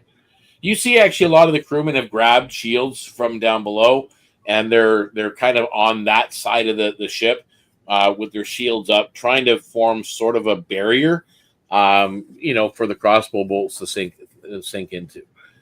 So that's what you guys are focused on right now. And as you guys are moving further inwards, what you're seeing is along the Alsatian side in these nooks or niches inside this black cliff face rock with rope ladders strung up for them to climb up and down. You do see a group of Alsatian soldiers. They're not a big group, but I mean, there's a small group of them that are firing these crossbow bolts towards your ship, and they are again only within range. There's no way you can get into melee with them at all, or anything else for that matter. So I will need a new initiative roll at this point. Ooh, dear. Does Jorak recognize anyone firing upon them? No. Does our ship have any ballistas? It does have two harpoon guns, and that counts as its ballista. Okay. Yeah. 18 Ren's for gonna Cayenne's ban it. initiative. Okay, so Cayenne, what's your initiative? Sorry, 18. 18. Ren? Where's my Going back to the 4? Okay, Jorak? 7. Okay, top of the round. That's me. No. Jorak, roll me a d6. A D6. Let me refresh. Going back to my treasure die. You went to D6. That D6 has produced a 5. Okay.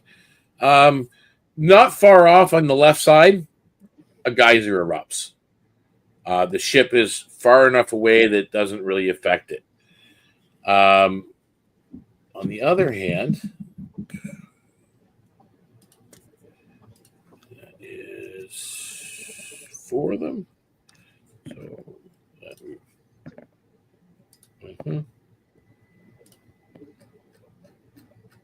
okay. 4 more crossbow bolts come flying towards the ship. 3 of them sink into the shields from the shield wall that's up. One of them pierces right through the right eye of one of the crewmen that are standing there with the shield. They just kind of peek their head around just at the wrong time, and it literally went right through, and he collapses on the deck, not moving at this point. So that is what they have done, and now we are on to Cayenne. What are you doing?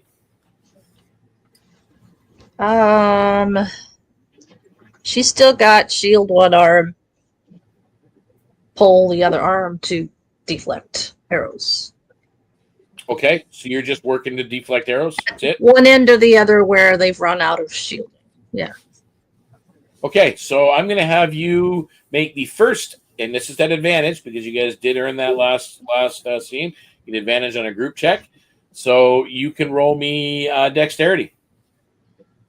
Acrobatics check, actually, if you have acrobatics. Acrobatics check. That is a 16 plus 2. 18. Okay, you actually were one of the deflectors of one of those arrows that came in, and you successfully did that. As you did. Next up, actually, is Jorak. He will actually, since he doesn't recognize any of the Alsatians, he'll go to the, unless one of the officers tells him not to, he'll spend this action loading up the midship ballista, getting ready to hopefully scare these guys or at least do some damage back. Okay, so you're loading it up, getting it all ready. Okay, so it can be fired next round for sure. Yep. And Rin, what are you doing? She has gone to one of the other ballistas and is readying to fire. Okay, so same thing. It takes a round to load these things up. So that's what you guys are doing. You are loading up the ballistas to go. Top of the round, that is me. Rin, roll me d6. 1. 1. Right at the aft. Yeah, I think it's the aft is the back. So Yes. the aft, left-hand side aft, a geyser erupts and sending not just steam, but also bits of lava fragments into the air and coming down. I need everybody to roll me a dexterity saving throw, please. Oh boy. So this happened after the stern. That's a nat 20. Would I get? Oh no, that's not something that we'd have advantage on. 22 for Kyan. Okay. Nat 20. You said dex saving throw? Yep, dexterity save. 13. 30-20. 13 is fine, and dirty 20 is fine. So you guys all managed to avoid getting sprayed with this. Most of the crew seems to have secured their footing. The helmsman, however, the helmsman's fine as well.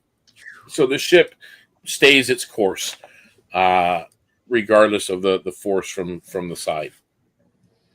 That was the volcanic eruption, and then we have the crossbowman.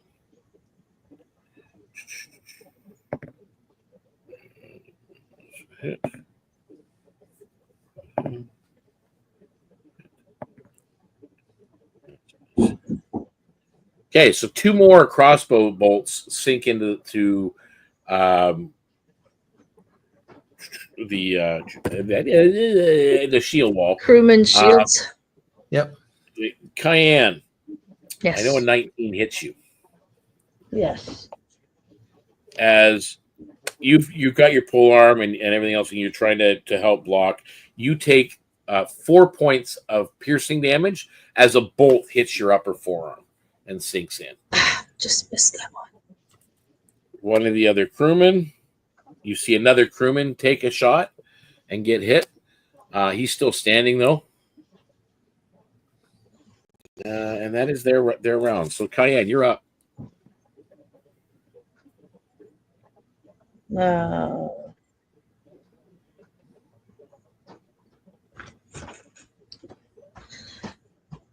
If they're firing crossbows at us, now she's mad. Could she take her crossbow off and fire back at them? Yeah. Does she make out enough of a target that she thinks she could hit it? They're making you out. All right. He's going to try that.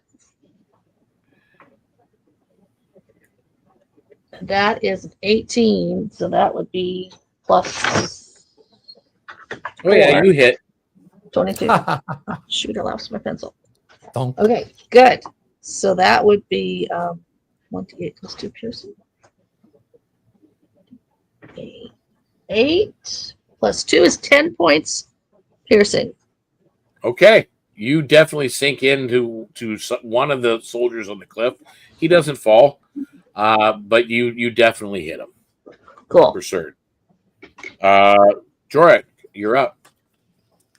All right. If his weapon is ready, he's going to take aim, yell, "I'm not going back!" and he's going to fire. Okay.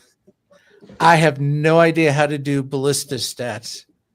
No, that's fine. I've got the ballista stats. You don't need to worry about that. I just need you to make it to hit roll with because you have improvised weapons. So. Oh yeah, that's a good idea. What are you getting it to? That's an 18. Okay. Okay. Let's just say the harpoon flies straight.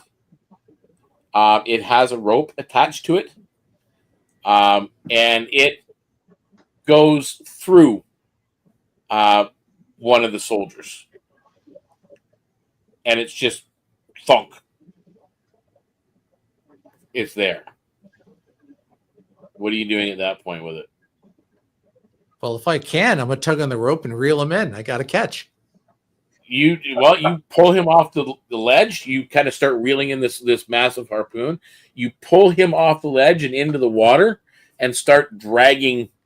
It's about 45 feet of water that you're dragging him through. So you're starting to pull this limp body on a harpoon that's meant for killing whales across the open waters. Well, I'll leave Rin. it stuff on the side so that we can identify who it is. Rin is going to where these people are they in like a built nest, or is it They're in like little alcoves that seems like this is a spot they've set up to ambush ships that come through. I mean, like, is it something that the harpoon might be able to tangle in and rip off, or is it? No, are they standing? This is like solid rock. Oh, okay, so she's just going to try and do as much damage as she can to the entire nest. Do you have improvised weapon? No. Okay, disadvantage on your roll. No. Okay, well, I rolled an 18. Okay, so that's your first roll. What is your second roll? Nat 20. Okay, so an 18 still hits. Same thing. Boom, goes through one of these soldiers. Is there any way I can jerk the rope to knock some of the others off? No, they're all in different spots. Okay. Yes, not a If you nest jerk of the rope, them. you can pull him into the water too. Sure, why not? So you pull him into the water. He's in the water. Are you doing what Jorak's doing? Jorak's trying to pull him across the water? Or you Yeah, I'll just let drag him so that I can reload the weapon. Okay, so you're dragging it back. There are other harpoons around, but it's just yeah. Well, it sends a You've already got message. And Yeah, once he gets exactly. once I get him there, I'm going to tie him up on the side of the ship on the railings. Jorak's like pulling him in and going, gotta send a message, and he's pulling him in. And with that attitude, you hear kind of a laughter that you don't hear very often on the ship. It's Captain Vane, just kind of chuckling over your attitude and your phrasing of teaching a lesson. He seems to kind of enjoy that thought process. Rin, I need you to make me. This is at advantage. I need you to make me a.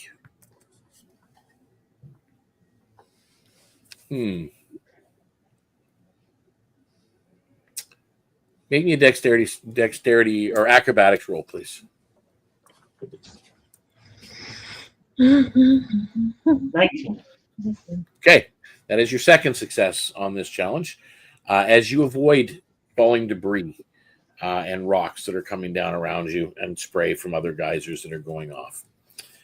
So that was Rin's action. So that takes us now to top of the round, which is me. I need Cayenne to roll me d6.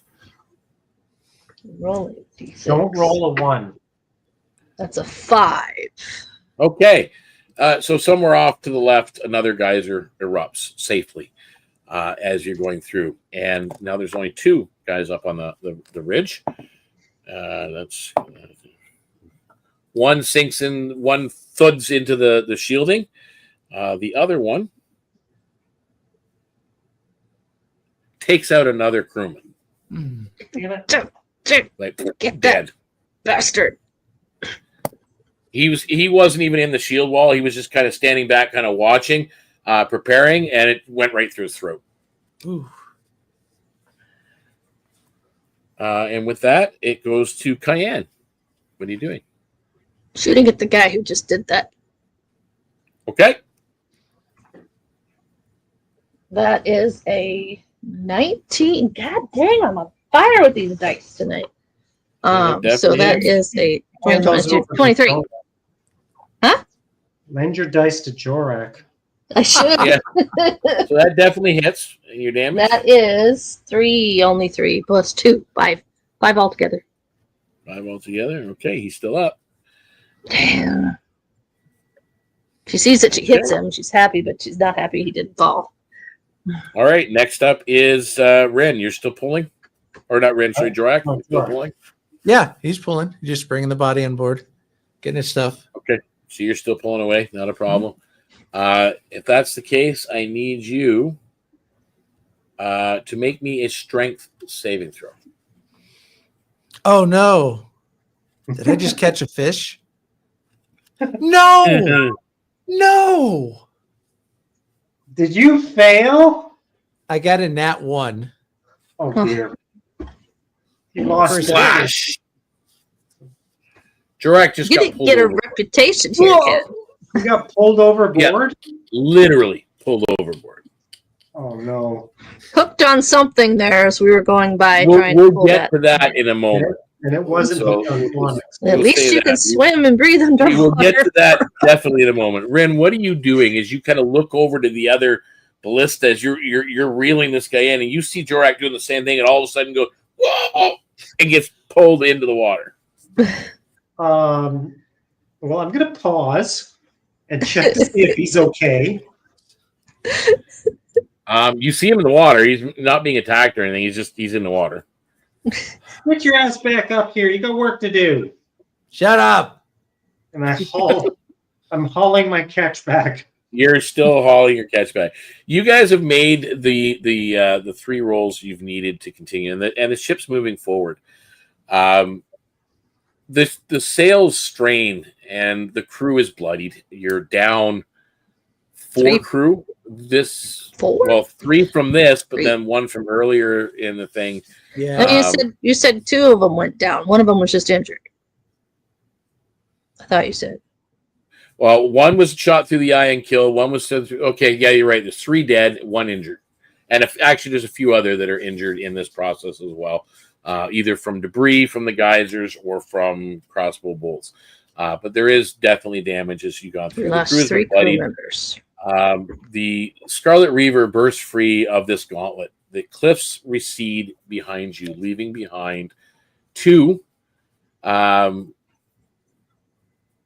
Alsatian soldiers on the cliff face.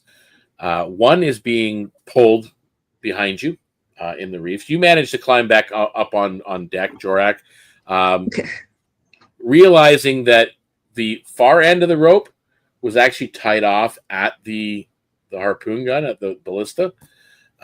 So it's still there. So whatever's on that rope is being pulled behind you, whether it's a body, a fish, or nothing left at all. Same thing for you, Ren. You as you're doing this, you realize wait, it's tied, and so whatever the body, you can continue reeling in if you want. Yeah, because I want to hang it on the railing. Okay. So, wow. Jorak, are you continuing to reel in your Yeah, cat? because he's mainly for identification to see what he can learn from the clothing, from anything that's remaining of their possessions. You do see when your soldier comes out, it is an ogrekin Oh. that has been half eaten. Its bottom half has been chomped clear off with some of the harpoon. Looks like you were lucky when you fell in there, Jorak. So whatever it was that got him was pretty big, but he's toast. Rin, You were fishing you for a actually- big fish. it's pretty easy when you're reeling in your catch. It is a little furry dog-like humanoid, about 3.5 feet tall. Looks like it's got like the face of a pit bull. Stocky build, but I mean dead, obviously, with a harpoon clear through the center of him. But you pull that up on deck. It is a kobold. Okay, and I pin him to the outside of the railing. Okay, so you just Him, kind that of ogre kid, the kobold ain't worth it. So you basically take the kobold and hang them by the rope over the railing, as an example, with a big hole gaping out of it. Yep. What do you do with the ogre kin the torso? He looks up to the officers, kind of looking back, and he's like, "You guys able to fish any sea monsters?" Kind of suggesting that there might be something out there to avoid or fish up if they the crew and Garrick in general is just like, yeah, we'll save that for fishermen. not our Good idea. foray. That's for us to make our way. As I said, the cliffs are receding behind you this whole time. You can still smell that sulfuric smell in the air, the smoke and the fire from the volcanic eruptions. The onyx chain is smoldering to the south, and you do see Alsafia's banners fade on the north. You can't see anything anymore other than this open stretch ahead. Dangerous still, but at last unclaimed. You're out of the regions or the direct reach anyway, of the lands of Alsafia and the onyx chain itself. Captain Vane stands tall at the helm, his voice sharp and commanding, as the Scarlet Reaver sails into the western seas, scarred but unbroken. Ahead whispers a place. He whispers of a place called the Island of Echoes. The next destination awaits. Echoes. The smoke clears as the Scarlet Reaver staggers into these open waters. The decks are scorched, sails torn, and the air reeks of brine and sulfur. Crew rush about, binding wounds, repairing rigging, counting the fallen, preparing them, covering them up, what have you. Captain Vane steadies himself at the helm, his sharp gaze sweeping the seas ahead and the straits behind. The scars remain of what you've just been through. What are you guys doing at this case? Like, there's a lot of wounded. There's damage. There's, again, some of the crew is a little bit disheartened or whatever. And then, of course, the captain and Quartermaster Garrick are together up near the helm. Rin is going to use her natural charisma to lift everybody's spirits as we work together to get everything patched up. Make the roll. Make the roll. 17. Yeah, you definitely improve the crew's morale, and that helps in the long term. It helps reduce long-term damage and the healing process that they're all going through and being cared for. What about Cayenne? What's Cayenne up to? We're still at open sea. We haven't made landfall at the Isle yet. Oh no, not even close. She'd probably go down and see what's going on in the galley, if there's anything she could lend in there for her first while after. The cooks are busy. I mean, obviously everybody's hungry and tired. They're preparing a stew. There is like a broth that they seem to have set aside, and they're taking that to Daksha, who is basically in a quarantine area because, again, she got swamp fever. They don't want to be having that spread about the crew. So you're down helping out in that regard. What about Jorak? Jorak, what are you up to? He'll actually be up with the captain and first mate, kind of looking out, and he'll just kind of casually ask, once we get there, what's the plan? Kind of seeing if he can learn what they're going to be doing and if there's anything they need to know. Well, Jorak, you're up there, and you kind of look around, and the day's wearing on, and night's approaching and coming in. Repairs are being made. The seas have calmed. Yet on the horizon, there's faint lantern glows that linger along the Alsafian coast. You can see them off to the side, but now you seem to be, you're south of Alsafia, but now the ship is turning directions a little bit, starting to head northward. So therefore Alsafia is now You're right. east of the ship Mhm. rather than north of the ship. Yep. Yep.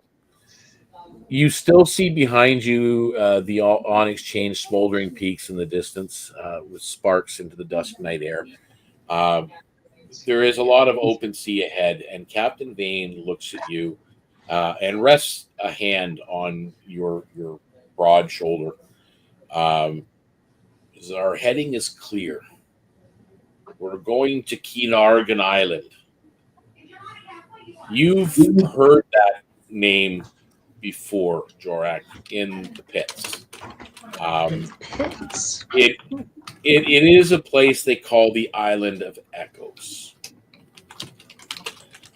And he looks again, and he's very sullen, and he says, "It is the Island of Echoes," almost like reassuring you that that's what you heard. Yeah. That's where our fate pulls us, Jorak. And he pauses, his eyes narrow, looking out at the horizon, and then back to you, and he says, "And make no mistake, my friend, others will follow." And with that, we end episode 4 of the Scarlet Reaver. So again, I want to thank everybody for watching out there and for tuning in to our band of misfits, the 3 of them this time, surviving another episode as they move forward. And I hopefully you guys will join us again next Tuesday. We are streaming live right here from 7 to 9. We are running episode 2 of Whispers Beneath the Weir. And then, of course, episode 5 of the Southern Expanse will be next Thursday evening at this place and time. You see all the numb things going across the bottom? Do the things. You know those things. The subscribe, the hit the buttons, the follow, the set the bell, all that other stuff. And then follow that web link. Put it in your browser. Check it out. Check us out on the socials. And join us on the Discord. We would really love to have you. The more, the merrier. And until next time, guys, may all your rolls, be critical, not just the 20, also the 1, because a 1 is just as much fun. Bye for now, everybody, and we will see you next time. Bye.